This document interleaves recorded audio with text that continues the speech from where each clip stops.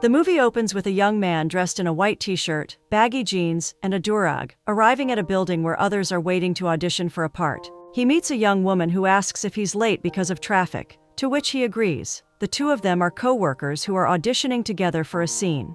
The young man's name is Reggie but refers to himself as Cool, and the woman he is working with is named Farah. Both are young African-American actors who are trying to land parts that may be seen as offensive racial stereotypes, though both need the jobs. Farah is friendly with the casting director, who is a white man. After the two of them act out their scene, the casting director offers Farah the part but informs Cool that he can leave. On his way out, Cool is stopped by Farah, who says that she hasn't seen him in some time.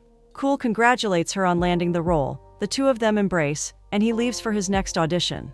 Cool arrives at his next audition, where the casting director is again rude and dismissive towards him. He is hoping to audition for the part of a lawyer, though he is informed that this part has already been cast, and is asked to audition for the part of a dealer instead. However, he is stopped by the casting director, who states that Cool doesn't seem black enough, even though he is African American.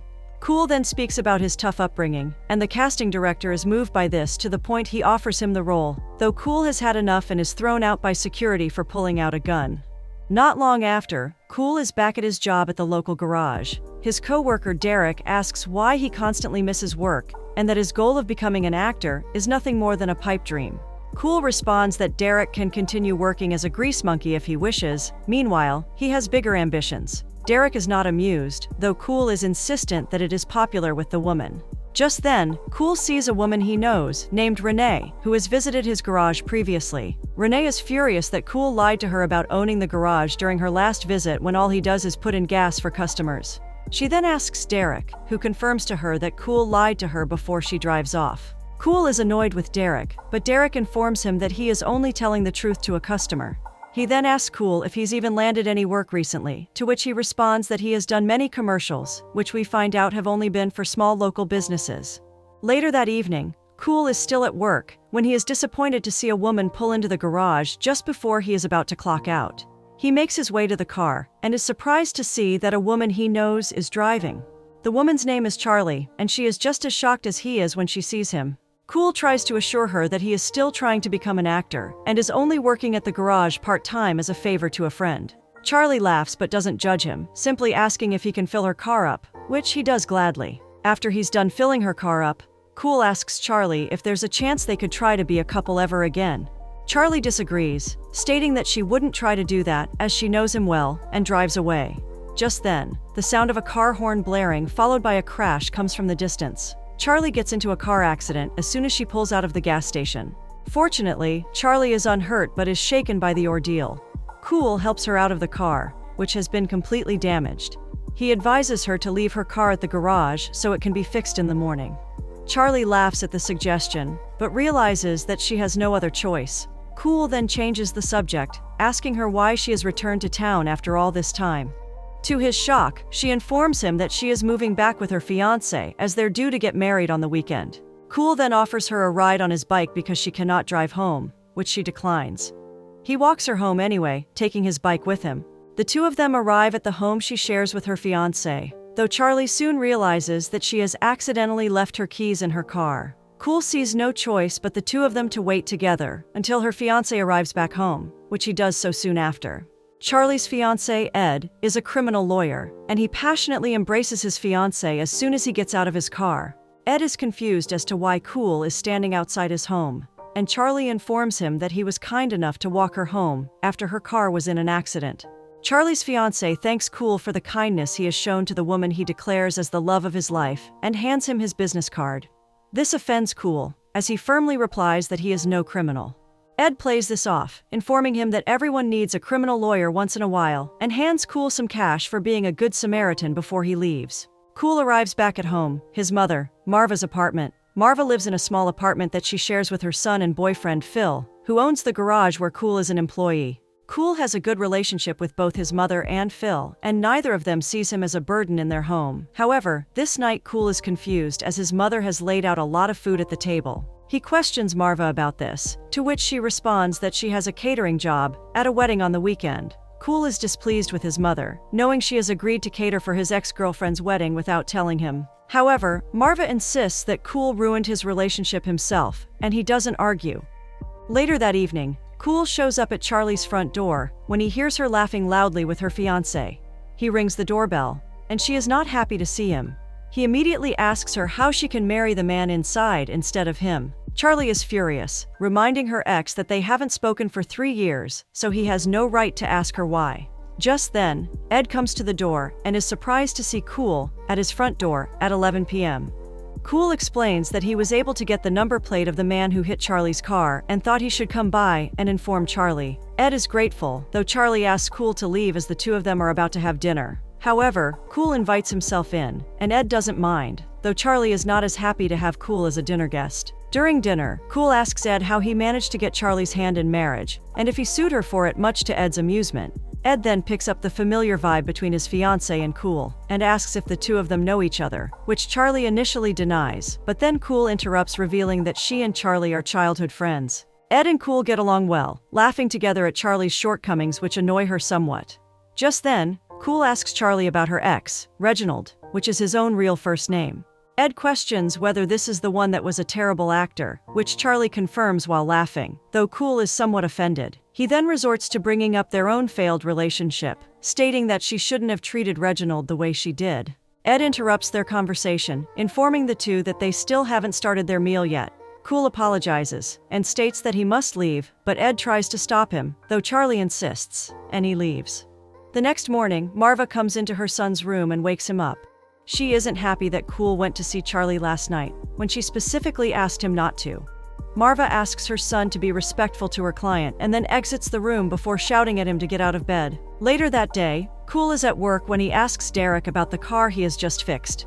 Derek informs him that the car belongs to an attorney, and Cool immediately realizes that the car belongs to Ed, so he asks Derek to charge the client $100 more.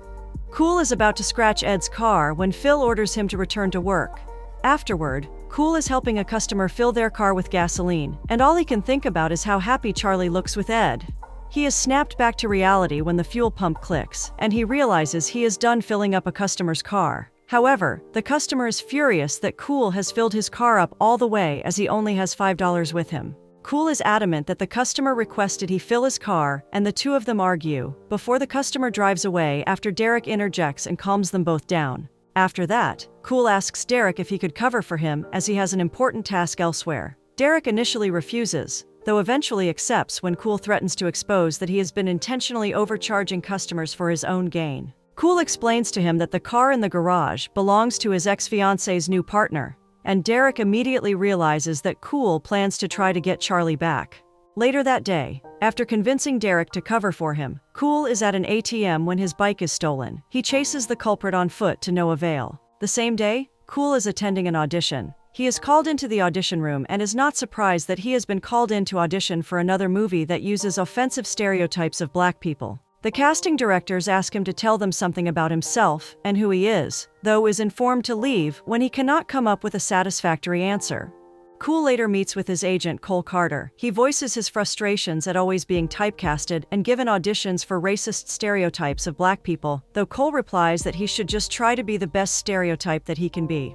Cole is not happy that Cool always fails at his auditions as he himself is not making any money if Cool isn't. However, Cool thanks Cole for always standing by him, and Cole hands him a piece of paper with dates for upcoming auditions, admitting that it's because Cool is a likable person. Cool ends up attending all the auditions. The auditions go well, and he is enjoying himself until once again, he is asked to audition for the role of a violent criminal. Cool storms out of the building, dumping his script and headshot in the garbage. On the train home, he stares out of the window, reminiscing about his past with Charlie, and how excited he was when he first started his acting career. The next day, Cool arrives at Charlie's house while her fiancé is at work. Charlie isn't pleased to see him and even requests that he stop coming over. The two of them converse, and Charlie begins to feel better, until Cool asks if she could give him a lift as he no longer has his bike. During the drive to the garage, Charlie stops the car and informs Cool that she is giving him one last time to say everything that he has wanted to say to her as she is getting married tomorrow. Cool responds by admitting that he believes that she is getting married to the wrong man, that Ed will never know her the way he knows her, and calls her stupid. This infuriates Charlie, who asks him to get out of her car. Cool is equally annoyed by her reaction, calling her stupid again before he exits as a parting shot. Just then, Charlie realizes that her car isn't starting, and Cool sees her struggling. Cool offers to help her sort the problem, but admits that he knows very little about fixing cars, as that is Derek's area of expertise. He then proposes that the two of them go into town on foot, and he will even help her with her wedding shopping. Initially, Charlie is skeptical about accepting his help, though eventually agrees, and the two of them go into town together. Their first stop is the florist, and before they enter, Cool receives a call which he intentionally doesn't answer as he doesn't want to be distracted from what will be the last day he will spend with Charlie. Once inside, Charlie starts to doubt the choice of flowers she has chosen for her wedding, and Cool advises her that she should pick her favorite color red, which she agrees to. The florist comes over and remarks that Charlie has been coming to her shop often recently, and mistakes Cool for her soon-to-be husband. Charlie attempts to correct her while Cool stands there smugly quickly. The florist hands Cool a bouquet of roses, who then hands them to Charlie, congratulating her on her wedding again. Later that day, the two of them go to eat together. They sit on the bench eating what Cool refers to as street meat, which according to him is any food you can buy from street vendors. Charlie states that she doesn't think it's too bad, which makes Cool happy, believing that she is referring to him, though she informs him that she was referring to the street meat. Just then, Farah comes up to the two of them and greets Cool, who is surprised to see her. Cool asks her what she's up to, and she replies that she has been auditioning nearby, which catches her attention. Farah informs Cool that if he really wants, he may still yet to audition at the same place she has, as she doesn't believe it is too late. Cool bids Farah farewell and congratulates her for landing a role, though Charlie doesn't look pleased. Charlie voices her annoyance as she believes Cool picked this spot as it would be close to where he had to audition, and less so because he wanted to enjoy it with her. However, Cool convinces her to go with him to the audition. The two of them arrive at the building where the audition is set to be held. However, Cool is devastated to see that the casting directors are on their way out, and that he is too late. One of the casting directors spots Cool and cannot believe that he has shown up this late, and Charlie tries to plead Cool's case, informing the director that he is late because her car broke down, though he bids Cool good luck with her career and leaves. The two of them head for the exit, and Cool admits to Charlie that this is the sort of thing he has to deal with daily. However, Charlie informs him that she no longer wants to be a shoulder for him to cry on, as for the first time, she is being selfish in her life with him. Cool responds to this by confessing that he has fallen in love with Charlie for the second time, asking her if there is any possibility that the two of them could ever reconcile and give their relationship another chance. Charlie throws the bouquet of flowers at him, informing him that he has no right to say that to her now, and storms out of the building as Cool shouts that the two of them aren't through. Charlie takes Cool back to work. He gets out of the car and sees Phil pouring in gasoline for some customers. He is surprised to see Phil doing this, so asks him where Derek is, to which Phil replies that he had to leave 5 hours ago due to an emergency. Phil also informs Cool that he is fired, much to his surprise. However, Phil states that Cool is just too unreliable, and that he already behaves as if he doesn't work there, so he is helping him to make that a reality. Cool is in disbelief and asks Phil how he will repay him the money he owes him if he doesn't have a job. Phil states that he will repay him, but how he does is up to him. Later that day, Cool and Charlie arrive at her home, and she invites him in after noticing that Cool is not happy at all over losing his job. Charlie pours a glass of wine for herself and Cool, while he sits on the couch in the living room. She ends up sitting next to him, while he states that he doesn't intend on drinking alcohol tonight. Charlie informs him that it is just there in case he does want it, and suddenly Cool's burger commercial comes up on the television. She laughs, though Cool admits that he doesn't want to see it, and takes the remote to turn the TV off. He asks her about the whereabouts of Ed and is informed that her soon-to-be husband is at his bachelorette party. Cool goes over to the CD player and plays one of Charlie's favorite songs, asking her for one last dance. Charlie reluctantly agrees and tries to convince him that it is only because he looks like a sad puppy. The two dance, slowly moving closer and closer to one another. Before they know it, Charlie is resting her head on Cool's shoulder, who has his arms around her. The two of them end up kissing, though Charlie quickly pulls away once she realizes what she is doing. Both Charlie and Cool sit back on the couch, and Charlie breaks the silence, admitting that she shouldn't have done what she just did. Cool responds by asking why the two of them aren't getting ready to marry each other right now, to which Charlie has no answer. He then informs her that if she can say from the bottom of her heart that she loves Ed more than she loves him, he will leave right this very instant, no questions asked. Charlie's reply to this is that things aren't as simple as who she loves more out of the two men, but rather, that Ed gives her stability, consistency, and happiness. He works hard for the future family he wants with Charlie. Cool gets agitated, and with some sting in his voice informs Charlie that she is striving for something regular and normal. He asks her what she thinks Ed has and what he doesn't have, asking why Ed gets everything he wants. Tears begin to fall from Charlie's eyes, and she states that she believes Ed will be a good father to her future children. Cool replies that she has no idea if he could have been a good father as well, as she quit their relationship before it could reach that stage. Just then, Ed arrives back home and isn't too pleased to see his wife-to-be sitting in his living room with Cool. He immediately voices his frustrations, asking if there is anything going on between the two of them. Cool stands up and apologizes, informing him he intends to leave anyway. However, Charlie accidentally calls Cool his real name, Reggie. Ed immediately realizes that Cool is, in fact, his future wife's ex-boyfriend and is enraged. He voices his disgust over the fact he was deceived by both of them, even after he was friendly enough to accept Cool for dinner. Ed pushes Cool, stating that he wants him to leave.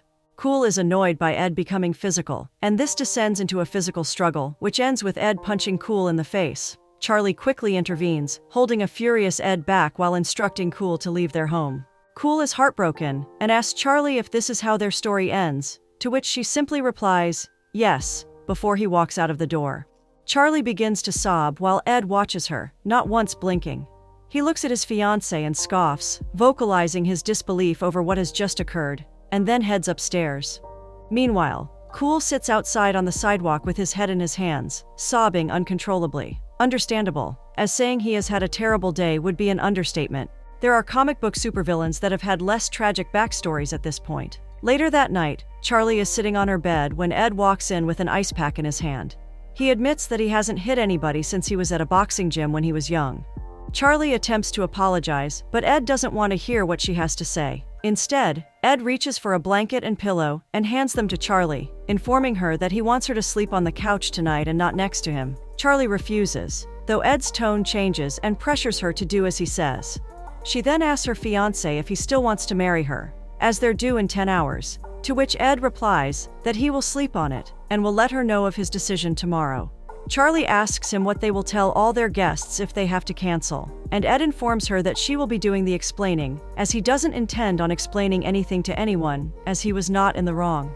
Charlie states that she loves him, and Ed admits that despite all that has happened, he also loves her, and that is something that hasn't changed. The next day, Ed and Charlie's wedding day has finally arrived. Ed is standing outside the church, seemingly before any guests have arrived, and is looking anxious. After he makes sure no one is watching him, he leaves the church and heads to an unknown location. Meanwhile, Cool is woken by his mother to come have breakfast with her and Phil. At the table, Phil goes back to firing Cool and informs him that he can work at the station as long as he wants or needs to. Cool is surprised, though he is even more surprised when Marva and Phil announce that they are planning on getting married. Cool is taken aback by the news, as this reminds him that Charlie is getting married to Ed today, though is happy for his mother and Phil. Later that day, Cool meets with Cole, asking if he has any suitable work opportunities or auditions for him. Cole gives him some advice, assuring him that everything in life will work out if he stops sabotaging himself. Cole then offers him a small role in a movie, and he jumps at the chance, even though he just informed Cole that he was thinking about writing his own script. While on the set, Cool is reunited with Farah, and the two of them seem closer than ever before. 1 year later, the movie is released, and Charlie walks out of the theater with a smile on her face. Cool arrives back at his old workplace, Phil's garage, where he meets a new worker named Daryl. He advises Daryl to never take the job for granted and always arrive on time, which he himself never did. Cool is happy when Daryl knows his name, and when Daryl informs him that everyone knows him. He then meets Cool, and the two of them reminisce about the old days. Phil is happy that Cool has managed to stand on his own feet, has his own place, and has managed to pay back Phil the money he owed him. However, it seems that Derek has been let go, as Phil was made aware of the fraudulent activities he was involved in. Just then, Charlie pulls up to the station and asks Daryl to fill her car with gasoline. Cool and Phil bid each other goodbye, and Phil even calls him his son, which pleases Cool. As he is leaving, he spots Charlie and walks up to her car, startling her when he asks if he should fill her up. Charlie looks at him and smiles, informing him that she saw his film and that it was good. However, Cool admits he cannot take credit, as he only had a small role, and was only in the entire film for a short amount of time, though Charlie advises him to be less harsh on himself. Cool then brings up the time they shared, and asks her if her marriage is as solid as it should be. Charlie informs him that she and Ed didn't get married, and that she has been thinking about him all this time. It goes without saying that Cool was thinking about her during their time apart. Before she leaves, Cool hands Charlie his business card, and the two of them say their farewells to each other once again. Cool is then picked up by Farah, the two of them now a couple. While in Farah's car, they come up to a red light, and the car next to theirs is Charlie's. Cool and Charlie see each other and smile. Charlie fights off the tears when she realizes Cool has finally moved on with Farah, and then drives away when the light changes. Farah asks Cool if everything is okay, to which he responds by informing her that the light has changed to green.